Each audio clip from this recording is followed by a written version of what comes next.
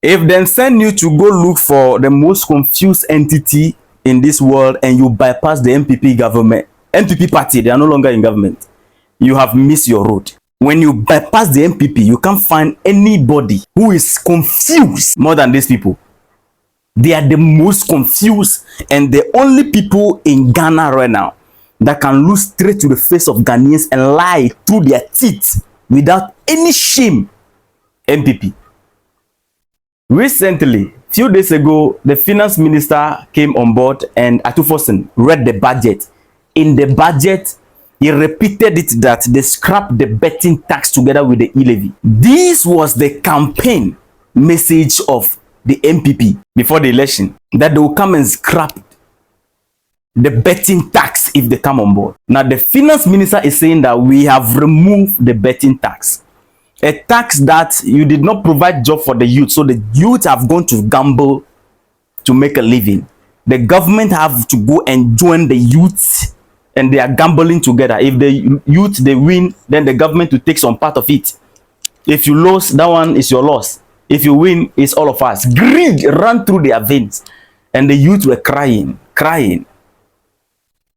Together with e-levy, electronic levy, exploitative levy, that if I receive money before the money come to me electronically, the government will take their own out of it. If I want to send it to my mother, so one money they can tax that money 100 times. So long as you are sending that money, it will be taxed, multiple taxation. We call on these people, have empathy on us. They say, "Wow, this man that you are seeing, like a black Chinese man, Stephen Amoa, shouting on top of his voice, we will pass it." They even do cake and eat in front of us. Disrespect. No problem. We say, "Oh, wow, no problem, relax." Now, the budget was read and then they removed the betting tax together with the e-levy. The former finance minister came on board. The last minute finance minister, that's him.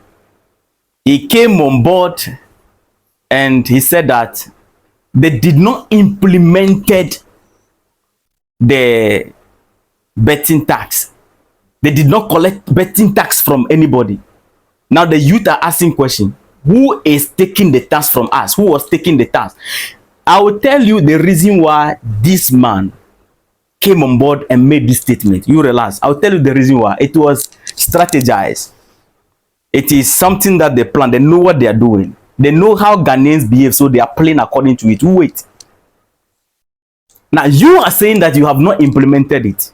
Now watch something. Your vice president Baumia was campaigning that they are coming to scrap it. If you did not implement it, what Baumia was campaigning about?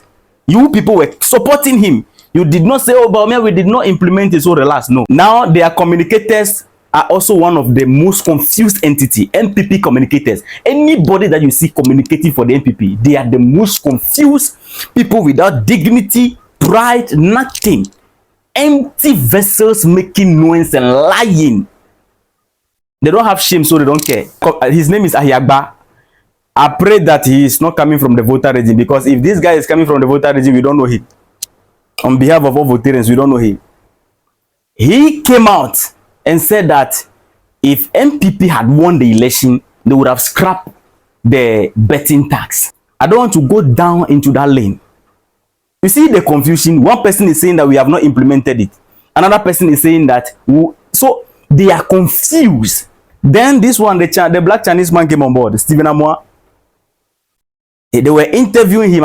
So the youth are asking, your finance minister said they have not implemented the betting tax. The youth are asking, who was taking their money? He opened his mouth like that. 90 degree, bam. And said that the finance minister is human being and can make mistake.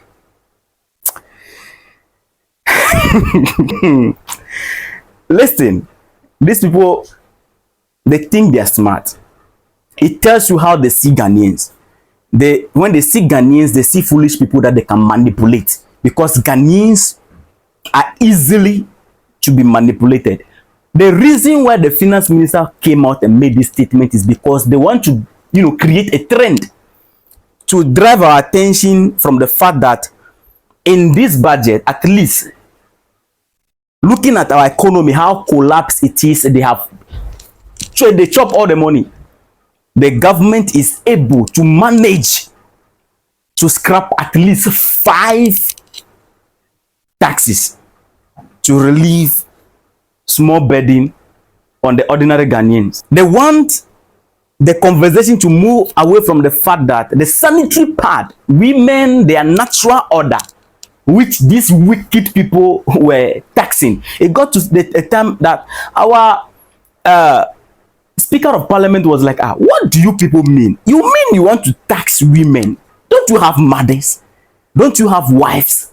Don't you have girls that you give birth to? Don't you have any dignity? Don't you have any shame that women, natural order, that something that they are not benefiting anything from? Their natural order. You want to tax it? They say yes. They went ahead and then they tax it. They want to remove our attention from the fact that the government, looking at all our economic crises, and they had decided and allocated funds to share and distribute sanitary pad for our women, with the understanding that it is not their fault that they are menstruating.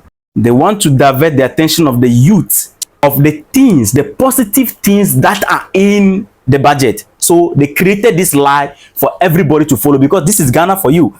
Ghanaians, this is what we do. If the government, they want to move you from one agenda, then they will create a trend, and before your attention will go there, before we follow that trend, once we are done, we come back, matter die. The MPP government, they have been exposed. This one say we have not implemented it. This one say we have implemented it. If you have been in power, we would have scrapped it. Another person say, oh, they are making mistake. Confuse people. Confuse old men who lie straight through their teeth.